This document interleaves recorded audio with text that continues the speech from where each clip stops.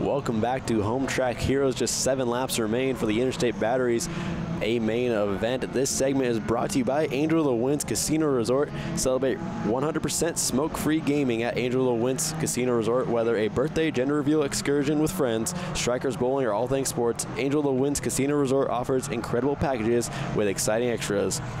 Book your party package today by visiting angelofthewinds.com. Well, Interstate Batteries Hornet Division, the action's been fantastic here in this one. As you came back from the break, you were watching Damon Claiborne lead with 6 laps to go, and we're still waiting to see if we get the Bobby Fischer caution coming up here. As we've seen this play out in the Hornets before. Your leader gets out in front of the field, he rabbits big, and then it's the roll for second place, and we're looking for a podium battle right now, right? Yeah, I think everyone on the field would really like to see that yellow flag fly, except Damon Claiborne. Trent Gillespie especially looking for those yellow lights to come on, as we see Zach Bristol up into 3rd place now in a borrowed car with Christian Miller right behind him. Christian Miller trying to get that 2nd place spot back in the 77, just overdriving into turn number 3, and that's going to allow Zach Bristol to get a lot of momentum off the corner and really open up that gap. All right, so drifting back is Miller. There's a look at your leader once again, Claiborne, who has more than a straightaway at this point in time. That's a full set of corners and change for Damon. What a nice get healthy race for him, who's just sitting in the cockpit going, please stay green. Yeah, he sees those side-by-side lap cars in front of him. He's just hoping, hey guys, just play nice and calm for another 3 laps, 2.5 laps. Just please at least let me see that white flag, and let's get clean all the way down to the checker flag and let me take this one right. Well, you almost go into race management point at this point in time for Claiborne. Okay, if somebody's close enough to close in and get me at this point in time, no problem, but he should not be risking his race car to even try to make another pass at this point in time. Tuck in, wait. Okay, the guy gave him 50 feet there off of turn 1. Go ahead and take it, but don't stick your nose in or risk the car at all. Yeah, and there is Trent Gillespie getting around the lap car. Kenny Spear just trying to get anything he can to gain Damon Claiborne, but coming around to the white flag, I just don't think that Trent's going to be able to catch him all on his own. It would have to be catastrophic mechanical failure, or, you know, the entire field decides to wad up in front of him at this point in time for Claiborne. One more time and round again in a big get healthy race for your prospective race leaders. That 2nd place, Trent Gillespie, all the way to your lead car coming off the 4th corner and to the checkered flag.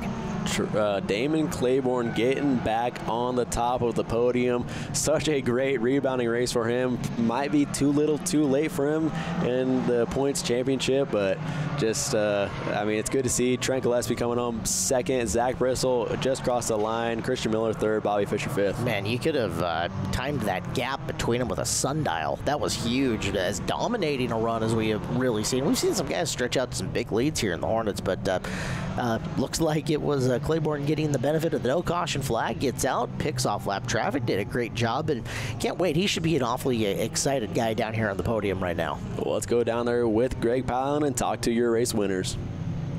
Damon, I don't know really what else to say other than pure domination. That was fun to watch. You had some lap traffic that slowed you down a little bit, but then you ended the race, I think, with about a 7-second advantage. So just great race overall. Yeah, the car was awesome today. I got kind of lucky with my starting position. We had 5th through 11th or 12th, I think, qualified within 1/10 of a second.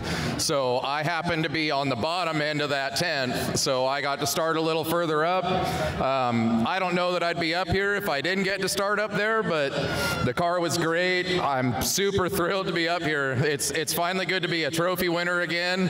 I think the last time you interviewed me, it was something like this. My friends made memes about it, you know. But I just want to thank my sponsors, Brandy Hood Promotions. She does all my GoPro video. She's amazing to work with, and we really appreciate all the hard work she does. Reardon's Dodge Chrysler Jeep Ram Monroe. Not only do they employ me, but they let me work on my car. They throw me some sponsor money. I want to thank Dick Lockhart for storing the car for me, and Zach Bristol, Thomas Hibbs. They're amazing friends. They're always helping out in the pits, and I just, you know, want to thank my dad and everybody else that's helped me. Trent, you as well in 2nd place in the points right now, so this means a lot. You got 2nd tonight. Made your way up, but Damon just maybe a little bit too far out there to be able to catch up to. Yeah, he started in the front pack. He had a clean air. It was hard to catch him. But I made it through the pack, got second. All that mattered was to stay in front of Bristol so I can come first in points. You had a pretty good battle there, too, with Christian Miller, but you were able to take advantage and get up into that second place finish tonight. Yeah, my car is definitely faster than his down the back stretch, so I was just able to pull on him.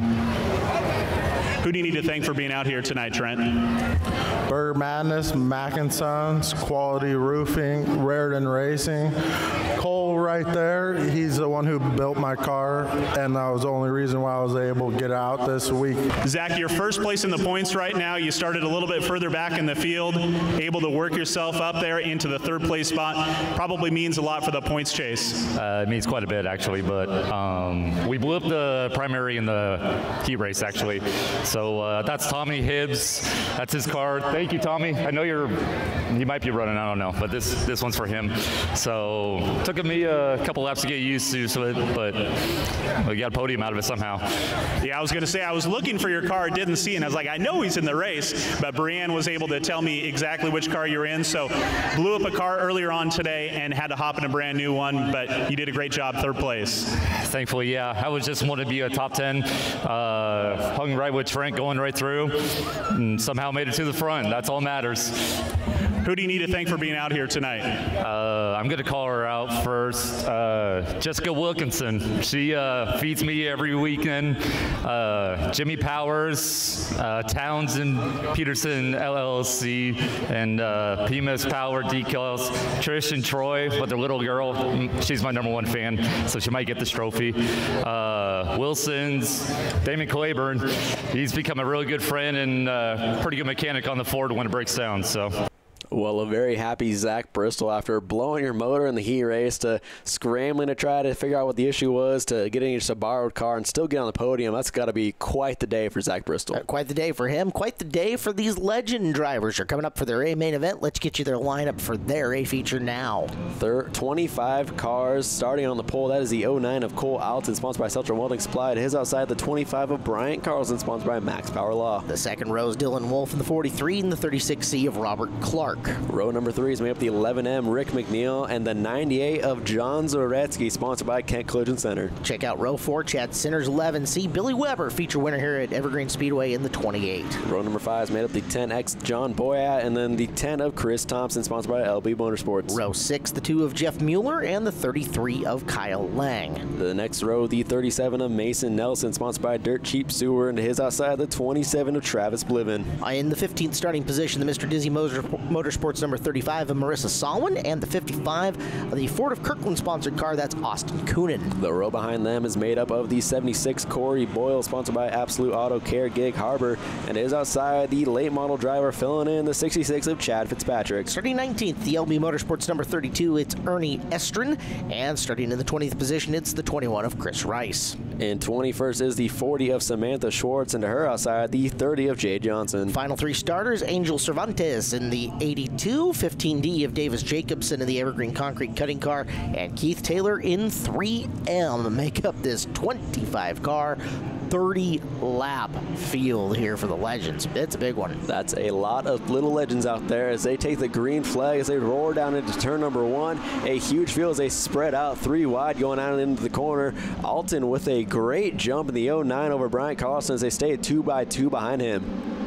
These cars, hard to drive race cars. A lot of driver skill involved in it. Look how many of these little small things you're packing into a tight little area as they're 3 wide, multiple places through the field. Tight racing early here at Evergreen Speedway. And I think the caution flag is out off of, it looked like a fender maybe. I saw some debris out of the top of the screen. So we're going to take a quick little look, see if we can get a better angle on that. Maybe go up to our turn number 1 camera. And yep, there it is. It looks like a fender off one of the cars. I can't tell whose car it's off of. So we got a lap in somehow. It wasn't from a wreck though. It was from some debris. So we'll take a quick little replay, take a look at that. We're hearing it's off the 55 of Austin Coonan. Well, let's take a peek here as they come off, and hey, good news, you know, fiberglass is cheap-ish. Yeah, looks like he made contact with the 10X of John Boy as it gets bounced around, ping-ponged around a little bit, and comes to a halt just before the start-finish line, so everyone made a lap, just not the fiberglass. So one of the cool things about this division is that the entire Legend Car series, as you can see the fender go flying there, sanctioned and built by U.S. Legend Cars. So you lose a body piece, you go to U.S. Legend Cars. You want to buy an entire race-ready car, you go to U.S. Legend Cars to do it. It's literally all done in-house. There's not much you can do as far as aftermarket parts to put on these cars. You can change over springs. I can't remember everything, but I know springs are kind of the big one that you can go aftermarket for. Everything else, you just call the guys who make the car and they go, okay, gotcha, covered, here it comes. And these cars are ran all over the country, both dirt and asphalt, so you can take the same car, run it anywhere you want. Probably it's got to be over 300, 400, 500 tracks across the country that run these cars. Huge race back in Charlotte that happens every year. Hundreds and hundreds of them show up for this. As we go green flag here, we will try to get 29 more laps in on this one. Cole Alton, your leader in the 09. That 98 car we need to mention is being driven by John Zaretsky. Normally Aaron Flett is in that 98 car, but we saw him at the showdown go for a ride, and he's recovering from an injury from that wreck. So John Zaretsky filling in, first time in the car in over 10 years. Yeah, talk about a legendary name here at Evergreen Speedway, and John's been through a lot in his life to get back to this point in time to where he is comfortable sitting in the seat of the race car at this point in time. He's been crew chiefing, working on the cars and build them, and it is nice to see that he's feeling good enough to drive once again. And he's up there battling hard. He was quick in practice, now battling for the 4th spot with Chad Sinner, and we know Chad Sinner's definitely no slouch when it comes to these Legend cars. He's been next to unbeatable in recent years, been struggling in that 11C car this year, but Chad Sinner battling up there hard. It looks like Rick McNeil in the other 11 car right in front of Zaretsky, so a lot of strong cars here for JZ to battle with Bryant Carlson up front over Cole Alton. So Carlson, Alton, Zaretsky knocking on the door of trying to make a podium run here. And you mentioned Sinner. We remember him stuffing it in the front stretch wall.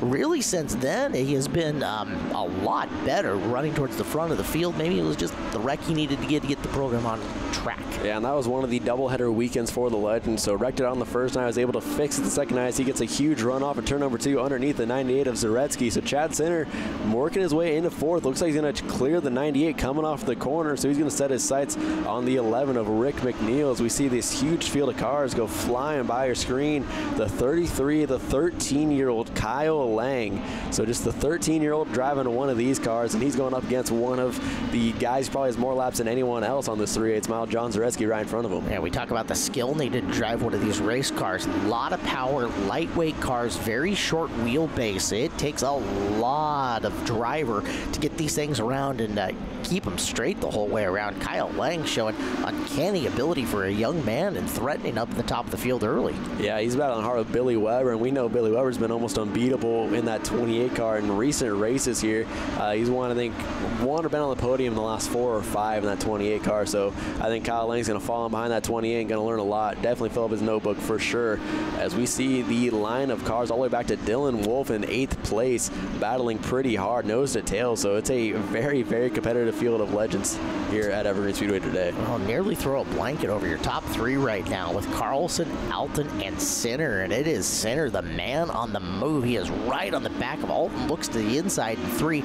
Alton gets down, slams the door closed, but man, this is tight amongst your front 3 cars right now, and a whole bunch of very fast race car drivers just waiting for their opportunity. 10 laps down, 20 to go as they have been battling hard. Your top 3 is, we got caution.